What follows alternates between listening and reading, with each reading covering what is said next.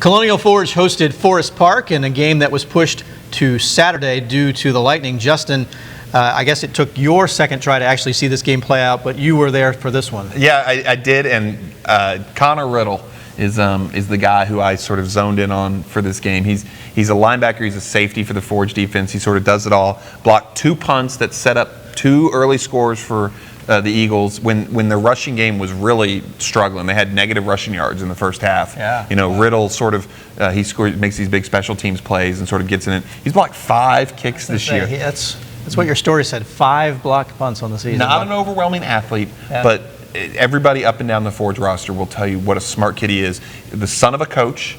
Coach Bill Brown told me he literally goes to coaching clinics and listens and learns and studies the game. He's the quarterback of the defense. He says, Bill Brown told me, he says, even when I mess up, Connor's there getting me straight in alignments and personnel and what we're doing. You know, just a real smart kid who gets it done that way. How many state championships does Coach Brown have under his belt? And he's getting corrected by a high school. From a high school kid. Wow. You know, but now that being said, Rohan Martin had a great game. 5 touchdowns. I mean, you had 5 rushing touchdowns. It's doing something right. The Eagles, the rushing game, they pieced it back together. They got it going. You know, Rohan had especially a great second half, 17 carries for 72 yards, scored the 5 touchdowns. You know, he was the beneficiary of, for instance, the 2 block punts. They had short fields, and Rohan was the guy that got the ball. And let me tell you, Ethan Garwood, 15 of 19, 203 yards. Very efficient. A touchdown throwing, a 50-yard strike to Roman Williams. One of the prettiest throws you're going to see all year. Deep, long, got it out there.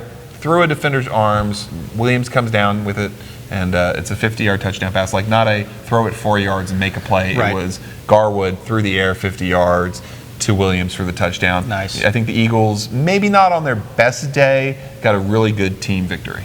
Okay.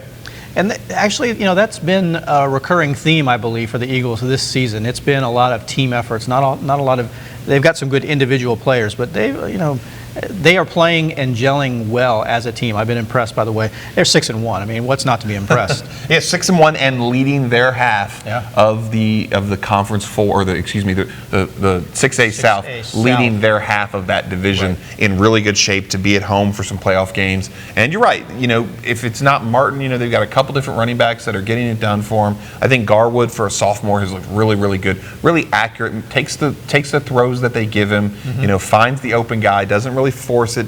You know, I've seen him make 1 or 2 sophomore plays. I've seen him make a lot of junior, senior plays. You know, he's going to carry him, I think, for a good ways. And the running game is better than what it was in the first half against Forest Park. Okay, there you go. Yeah. Well, Colonial Forge with the 42-22 victory over Forest Park.